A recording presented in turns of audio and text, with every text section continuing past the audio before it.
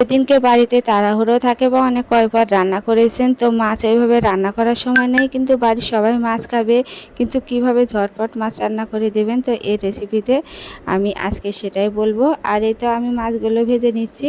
তো আমি প্রথমে মাছের মাথাটা আর লেজটা ভেজে নিই, তাহলে কড়াইতে লেগে যায় না।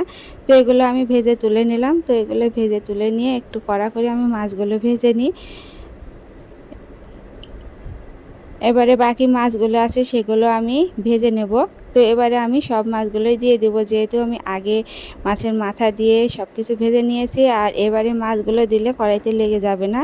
তো উল্টে পাল্টে দিয়ে আমি মাছগুলো তো আমি যে কোনো মাছ ভাজলে কিন্তু একটু কড়া করে ভাজি। কড়া করে ভাজি করলে কি হয়, মাছটা ঝোলে দিলে খেতে ভালো লাগে। আর এখনকার মাছগুলো অত কাঁচা কাঁচা করে ভাজলে কিন্তু ভালো লাগে না। আর আগে আমার মায়েরা কী করতো, মাছ কিন্তু অত ভাজতো না, কিন্তু খেতে ভালো লাগতো, অত মশলাও দিত না। আর এখনকার যেসব সার দিয়ে যেসব খাদ্য দিয়ে মাছগুলো তৈরি করে, কিন্তু মাছের অতটা স্বাদ থাকে না।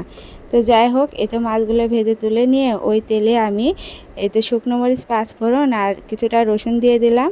তো রসুনগুলো একটু লাল করে ভেজে নিয়ে আমি দিয়ে দিলাম কিছুটা পেঁয়াজ আর কাঁচামরিচ ঝালের জন্য। তো ঝাল যে পরিমাণে খাবে সে পরিমাণে ঝালটা দিয়ে নেবেন। তো আমি ঝাল আর পেঁয়াজ রসুন আমি ভালো করে ভেজে নেব, আর একটু লাল লাল করে ভেজে নেব। আর কাঁচামরিচটা আগে দেওয়ার কারণ হলো, কাঁচামরিচটা কিন্তু একটু ভাজা ভাজা হলে কিন্তু ঝোলের টেস্টটা ভালো আসে। তো এবারে আমি বাটনা মশলাগুলো দিয়ে দিচ্ছি, ধনিয়ার গুঁড়া, আদা জিরা আর হচ্ছে লাল মরিচের গুঁড়ো। তো সবগুলো দিয়ে আমি একটু ভালো করে কষিয়ে নিলাম। আর এতে লবণ, হলুদ সব কিছু দিয়েছি। তো এই মশলাটা কিন্তু বেশ কিছুক্ষণ কষিয়ে নিতে হবে। আর রসুনটা গলে যাওয়া পর্যন্ত আমি ভালো করে কষিয়ে নেব। যেহেতু রসুনটা আমি আজকে বাটনা করে দিলাম না, একটু গোটা গোটাই দিয়েছি। গোটা গোটাই দেওয়ার জন্য রসুনের টেস্টটা আর ঝোলের টেস্টটা কিন্তু খুবই ভালো হয়। তো আমি মশলাগুলো এভাবে বেশ কিছুক্ষণ কষিয়ে নিলাম। মশলার উপরে তেল উঠে আসলে তো ওপর থেকে যখন আমার মশলাটা ভালো করে কষানো হয়ে গেছে, আর এবারে পরিমাণ মতো জল দিয়ে নেব। তো জলটা আমি অল্পই দেব, যেহেতু আমি খালি মাছের ঝোলটা করব। আর সে পরিমাণে ঝোলটা কমই দিতে হবে, কারণ সবজি দিলে একটু গলে যাওয়ার জন্য সময় লাগতো, সেদ্ধ হওয়ার জন্য। সেই জন্য আমি অল্প পরিমাণে শুধু ঝোলের জন্য জল দিয়ে নিলাম। তো জল দিয়ে আমি একটু নেড়ে চেড়ে এতে একটু লবণ আর হলুদ দিয়ে নেব। তো লবণ আর হলুদ তো আমি আগেই দিয়েছি, তো একটু অল্প পরিমাণে আমি দিয়ে নেব। তো দিয়ে আমি ভালো করে ঝোলটা নেড়ে চেড়ে নিয়ে আমি মাছগুলো দিয়ে দেব।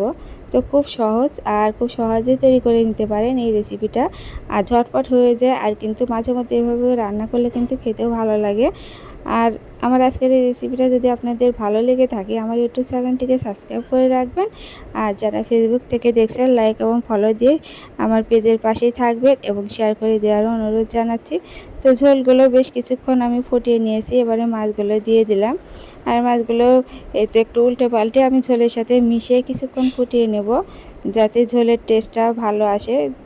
এই মাছগুলো দিয়ে আমি বেশ কিছুক্ষণ ফুটিয়ে নিলাম। আর ঝোলটা একটু গাঢ় গাঢ় হয়ে আসবে, তখন আমি এই তো ঝোলটা নামিয়ে নেব। আর এই তো দেখে বুঝতে পারছেন আমার ঝোলটা প্রায় হয়ে গেছে। তো আমার আজকের এই রেসিপিটা আপনাদের কেমন লাগছে কমেন্টে জানাবেন। আর এরকম ভিন্ন ভিন্ন রেসিপি পেতে অবশ্যই আমার ইউটিউব চ্যানেলটিকে সাবস্ক্রাইব করে রাখবেন। তো এই তো রান্নাটা কমপ্লিট। আজকের এই মাছ রান্না খুব ঝটপট, সহজে, আর সময় না থাকলে সহজে এরকম করে ঝটপট করে রান্না করে নিতে পারেন।